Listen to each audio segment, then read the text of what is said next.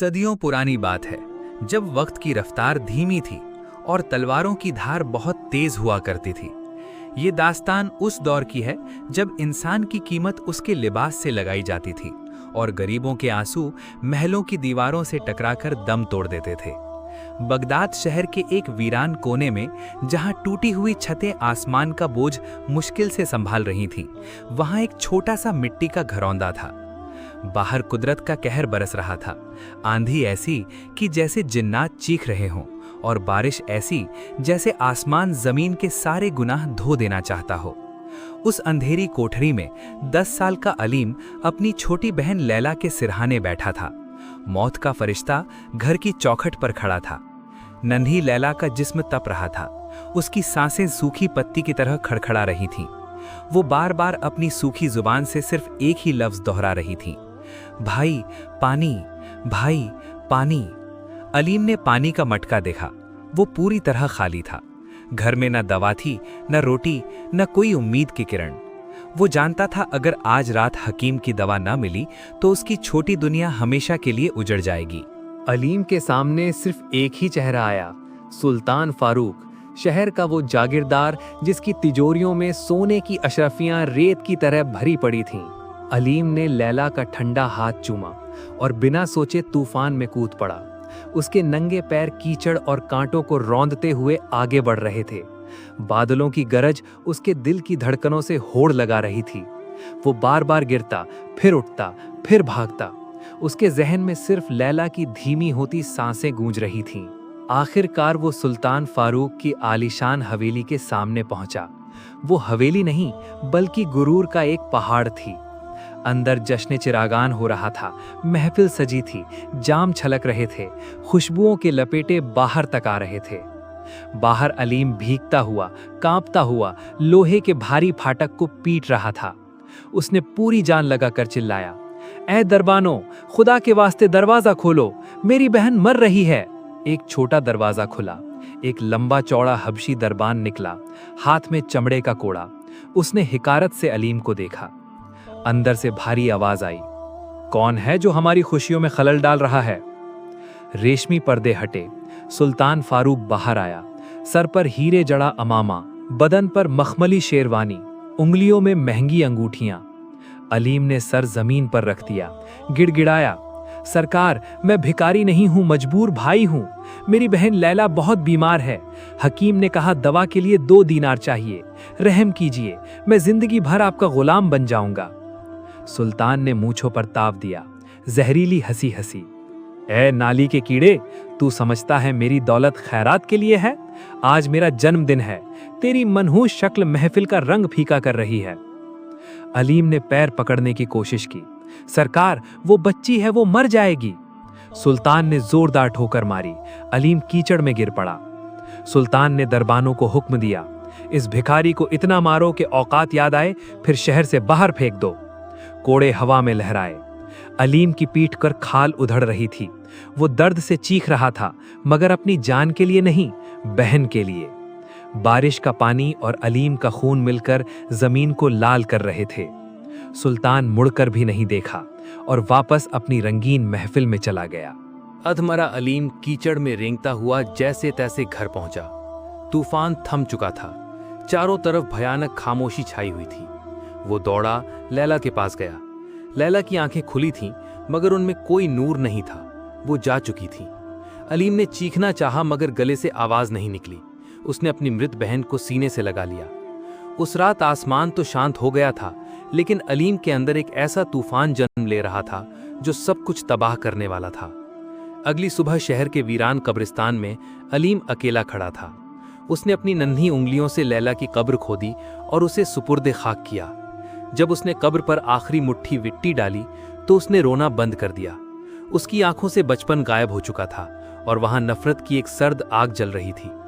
उसने दूर खड़ी सुल्तान फारूक की ऊंची हवेली की तरफ देखा और आसमान की तरफ हाथ उठाकर कसम खाई, ऐ खुदा, तू गवाह रहना, आज इस मिट्टी की कसम और मेरी बहन के ठंडे जिस्म की कसम, सुल्तान फारूक ने सिर्फ मेरी बहन को नहीं मारा, उसने मेरे अंदर के इंसान को मार दिया है। वो अपनी दौलत पर बहुत इतराता है ना। मैं वापस आऊंगा।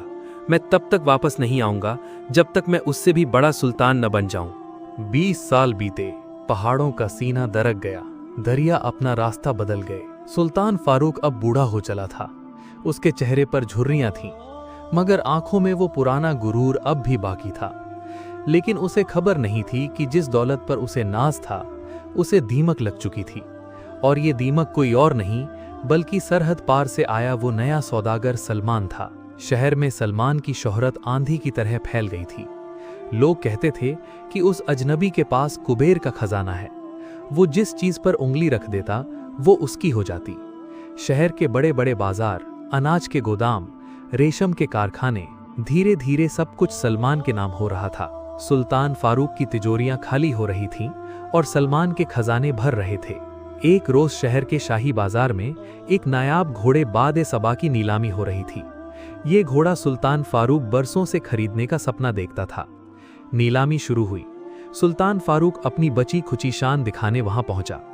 उसने मूंचों पर ताव देते हुए बोली लगाई, 500 अशरफियां। भीड़ खामोश हो गई। तभी भीड़ के पीछे से भारी आवाज गूंजी, 5000 अशरफियां।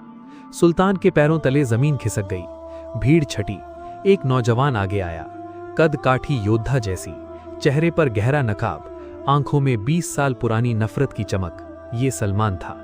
सुल्तान गुस्से से लाल हो गया, चिल्लाया, कौन है तू जो हमारी बराबरी की हिमाकत कर रहा है? हम 10,000 अशरफियां देते हैं। सलमान ने ठंडी आह भरी, बड़े इत्मीनान से कहा, 20,000 अशरफियां, और अगर सुल्तान चाहे तो मैं पूरा बाजार अभी खरीद सकता हूं। सुल्तान फारूक की जबान तालू से चिपक गई। वो भरी महफिल में जलील हो गया। सलमान ने घोड़ा खरीदा और सुल्तान की आंखों में आंखें डालकर कहा, सुल्तान, सुना है इस शहर में दौलत ही इज्जत है। लगता है आज इज्जत ने अपना मालिक बदल लिया है। उस दिन के बाद सुल्तान फारूक का सुकून लुट गया। रातों को नींद नहीं आती थी। हर जगह सलमान का साया नजर आता था। वही मूसलाधार बारिश वाली रात दोबारा आई। सुल्तान फारूक की हवेली में अंधेरा छाया था। तेल खत्म हो चुका था। नौकर भाग चुके थे। तभी दरवाजे पर पैगाम आया। सलमान ने बुलाया था, अगर कर्ज माफ करवाना है तो मेरे महल आओ। सुल्तान पुरानी शेरवानी पहनकर कीचड़ भरे रास्तों से चल पड़ा। वही रास्ता जहां 20 साल पहले अलीम दौड़ा था। सलमान का महल जन्नत लग रहा था। सुल्तान अंदर गया, गिड़गिड़ाया, मोहलत दे दो, सब चुका दूंगा। सलमान ने जोरदार हंसी हंसी, पुराना घिसा सिक्का दिखाया, सारा कर्ज माफ, बस वो चीज लौटा दो जो मैंने 20 साल पहले खोई थी। क्या? मेरी लैला की सांसें। बड़ा दिल। सलमान ने नकाब उतारा, पहचाना, मैं वही अलीम हूं, वही कीड़ा जिसे तुमने कीचड़ में रौंदा था। बड़ा दिल। सुल्तान डर से गिर पड़ा। अलीम बोला, आज तू मेरा गुलाम है। जा उसी टूटे झोपड़े में रह जहां मैं और लैला रहते थे। बड़ा घर। सुल्तान अब उसी कोने में सिकुड़ कर लेटा था जहां लैला ने दम तोड़ा था। सर्दी, बुखार, प्यास। वो पुकारा, पानी, कोई पानी पिला दो। सलमान आया, मशाल और पानी का कटोरा लिए। सुल्तान गिड़गिड़ाया। सलमान ने कटोरा होठों पर लगाया, फिर जमीन पर गिरा दिया। याद करो वो रात, लैला भी ऐसे तड़पी थी। आज ये तेरी तकदीर है। बड़ी क्रोध। सुल्तान फूट फूट रोया, माफ कर दे अलीम, मैं हार गया। बड़ी रोना। अलीम बोला, मौत आसान सजा है, तिल तिल मरना असली इंसाफ है। और चला गया। सलमान बाहर बारिश में खड़ा था। बदला पूरा हो गया था, दुश्मन बर्बाद हो गया था, मगर दिल खाली क्यों था? सुकून क्यों नहीं मिल रहा था? तभी पास की मस्जिद से अजान गूंजी, हैया अल फला, यानी आओ भलाई की तरफ। लैला का मासूम चेहरा याद आया। भाई, तुम तो मेरे हीरो थे, तुम ये शैतान कब बन गए? सलमान का ज़मीर जाग गया। वो पलटा, पागलों की तरह झोंपड़ी की ओर दौड़ा। अंदर सुल्तान मौत की दुआ मांग रहा था। सलमान ने शॉल ओढ़ाई, ताज़ा पानी पिलाया। सुल्तान सन्न रह गया। तुम बदला लेने आए थे ना? सलमान घुटनों पर बैठा, बोला हाँ, लेकिन लैला ने सिखाया, पत्थर पर फूल फेंको। अगर मैं भी पत्थर फेंकूं तो तुमसे फर्क क्या?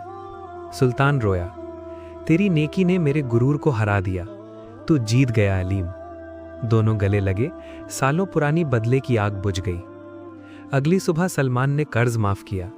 सुल्तान ने महल ठुकराया, मुझे सुकून मिल गया। सुल्तान ने हवेली यतीम खाने में बदल दी। जहां कभी गरीबों के लिए दरवाजे बंद थे, अब हर अनाथ बच्चे के लिए आसरा था। सलमान ने दौलत से आंसू पोंछे। सालों बाद सुल्तान की मौत पर पूरा शहर आया।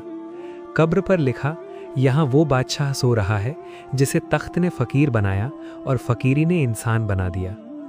ये कहानी सिखाती है, बुराई का बदला भलाई से दो। यही रास्ता इंसान को फरिश्ता बनाता है, क्योंकि असली सलमान वही है जो अंधेरे में खुद चलकर दूसरों को रोशनी दे। प्यारे दोस्तों, अगर आप हमारी वीडियोस को पसंद करते हैं तो आपका बहुत बहुत शुक्रिया। लेकिन हम आपसे एक छोटी सी दरख्वास्त करना चाहते हैं। आपकी हौसला अफजाई ही हमें मजीद बेहतर वीडियोस बनाने में मदद देगी है। अगर आपको हमारी वीडियो पसंद आती है तो आप वीडियो को लाइक करके हमारे चैनल को सब्सक्राइब कर दीजिए और बेल आइकन को जरूर टच करें और अपने दोस्तों में इस वीडियो को शेयर करें। और आप हमारी वीडियो कौन से गांव से देख रहे हैं, हमें कमेंट करके जरूर बताएं।